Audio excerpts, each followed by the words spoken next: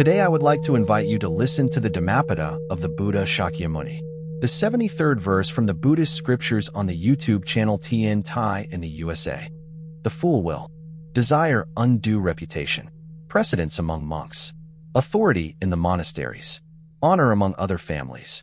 Dear friends, the Buddha's teaching shines again like the morning sun that awakens sleeping hearts. This verse is not a judgment. It is a mirror. It helps us see clearly the hidden shadows within ourselves. The Buddha understood that even within the robe of a monk or the robe of a lay practitioner, pride and ambition can still grow if the heart is not pure. The fool, the Buddha says, desires reputation. He wishes to stand above others. He longs for the praise of the world. Disciplined, but his heart was filled with jealousy. He could not bear to see others praised. When another monk received offerings, Ujjana became bitter. When another monk was respected, he felt ignored. He desired reputation. He wanted authority. He wanted honor in the eyes of families and friends. But these desires darkened his practice. They burned his peace like fire burning dry grass. The Buddha spoke this verse to show that the root of such suffering is attachment to self. When the eye is strong, it wants to shine. It wants to be admired. It wants to be seen as pure, wise, and superior. The fool does not know that this very wish hides the path of liberation.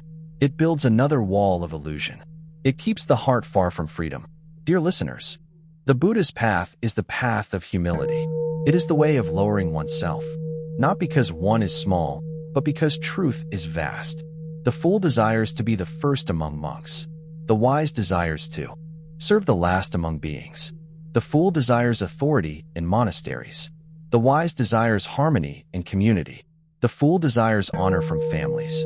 The wise desires that all families find peace. The difference lies in intention. One seeks to rise above. The other seeks to lift all beings together. The fool's heart is restless. He looks outward. He wonders who bows to him, who listens to him, who praises him. He measures respect as if it were wealth. He forgets that true respect is not demanded but earned through compassion. The wise heart looks inward. It asks, am I humble today? Am I kind? Am I mindful?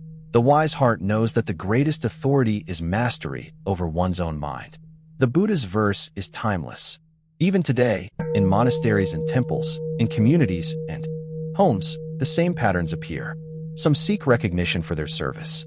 Some wish to be known as the most devoted, the most knowledgeable, the most spiritual. But all such seeking is the same thread of ego. It may wear a robe of devotion, but inside it is still craving. The fool does not see this. He calls it aspiration. He calls it zeal. But the wise knows that desire, even for good things, becomes a chain when it is rooted in I. The Buddha once said, he who wishes to rule is ruled by his wish. To desire authority is already to lose freedom. To desire honor is already to invite suffering. Because what we seek from others depends on their opinion. And opinions change like the wind. When we are praised, we smile. When we are blamed, we weep. The fool rides the waves of fame and falls with every change of tide. But the wise stands firm like a mountain. He neither rejoices in praise nor trembles in blame. His joy is in the Dharma alone. The story of Ujjana is the story of the mind that cannot rejoice in others' success. When he saw another monk respected, his heart grew hot. He whispered criticisms. He tried to lower others so he could rise. But the Buddha saw into his mind and spoke gently. Ujjana, to desire reputation is to lose the Dharma. To seek honor is to lose peace. The one who truly serves the Dharma serves in silence. The Buddha's words touched him like cool rain. For a moment he felt shame, but later he understood. He bowed and practiced humility.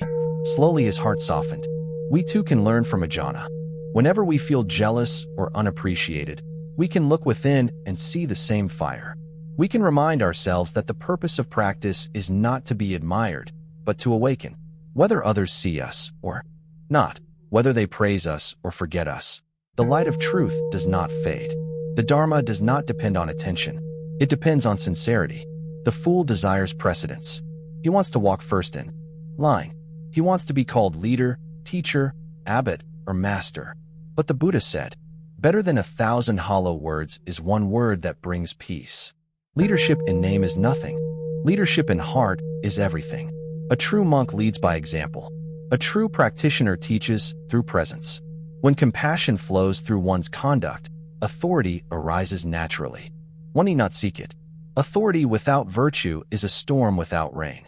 It makes noise but brings no nourishment. The fool seeks to command others. The wise seeks to command himself. 1,000 men in battle. The one who conquers himself is the greatest victor. Let us reflect on this deeply. The fool's desire for honor is really a cry for validation. It is the insecurity of the fragrance of virtue, not from the applause of the world. Think of a flower. It does not announce its scent. It simply blooms. The wind carries its fragrance in all directions. Likewise, the true practitioner does not seek fame or recognition. His presence naturally blesses others. His humility becomes his crown. His silence becomes his speech. His compassion becomes his authority. Dear friends, this verse is a gentle reminder to all of us who walk the spiritual path. The closer we are to truth, the more temptation arises to feel special. The ego wears subtle disguises. It may say, "I am not proud. I only wish to guide others." But if we look deeply, we may still find the shadow of I. Therefore, we must guard the mind carefully. The Buddha said, "There is no fire like passion, no grip like hatred, no net like delusion, no river like craving." To desire reputation is to step again into that river. The fool's ruin begins when he forgets humility. The wise serves in silence. The fool counts the bow he receives. The wise bows to all beings without counting. Let us learn to bow. To bow is to dissolve the self. When the head touches the ground, pride melts like ice under the sun. The heart becomes light. In that moment, the Buddha is present. Every bow is a teaching. Every bow is freedom. The fool will desire undue reputation, precedence among monks, authority in monasteries, honor among other families. But the wise will desire none of these. He will seek only the end of suffering. That is the difference between bondage. Recognition, but for compassion. When we live this way, the Buddha's smile shines in us, and the world receives peace from our silence. The fool will desire undue reputation, precedence among monks, authority in the monasteries, honor among other families. Dear listeners, when the Buddha spoke this verse, his voice was filled with compassion. He saw that the seeds of pride can grow even in the heart that wears the robe. The robe itself does not make a saint. The color of cloth cannot wash away the stain of ego. Only mindfulness and humility can cleanse the heart. In every generation of practice, this truth remains the same. Whether one is a monk or a layperson, the danger of desiring reputation always follows. It begins small, a wish to be recognized, a desire to be seen as virtuous, a hope to be praised for generosity or knowledge. These seem harmless, but if left unchecked, they grow into the craving that leads to suffering. The Buddha saw this clearly. He said that such desire is like a vine. At first, it grows tender and thin, but soon it wraps around the tree and chokes it.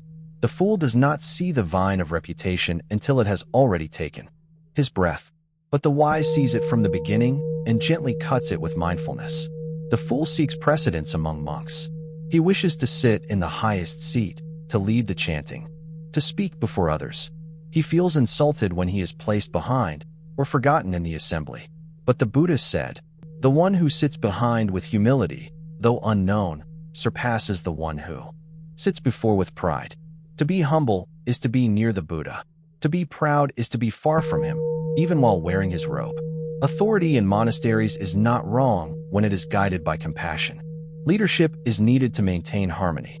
But the fool seeks authority for himself, to command, to control, to receive offerings, to be called teacher or abbot. He forgets that the true abbot of every monastery is the Dharma itself. The monastery belongs not to any person but to the Sangha, to the refuge of those who practice together. When authority is used with love, it becomes service. When it is used for self, it becomes poison.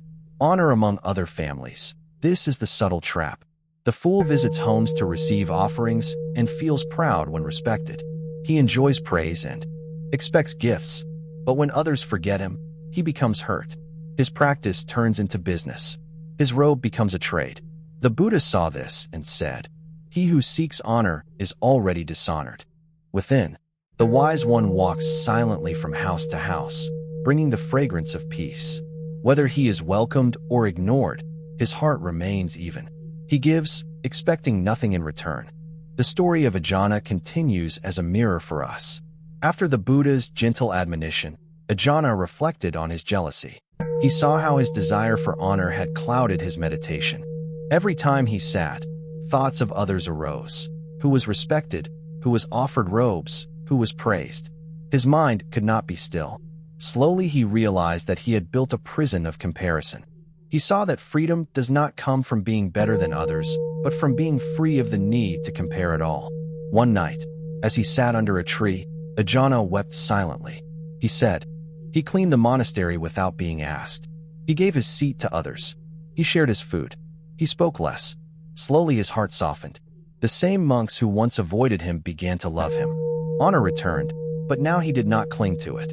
It was no longer honor for him. It was respect for his humility. The Buddha smiled when he saw this transformation.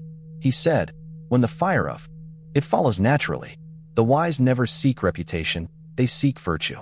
And virtue brings respect, not through effort, but through presence.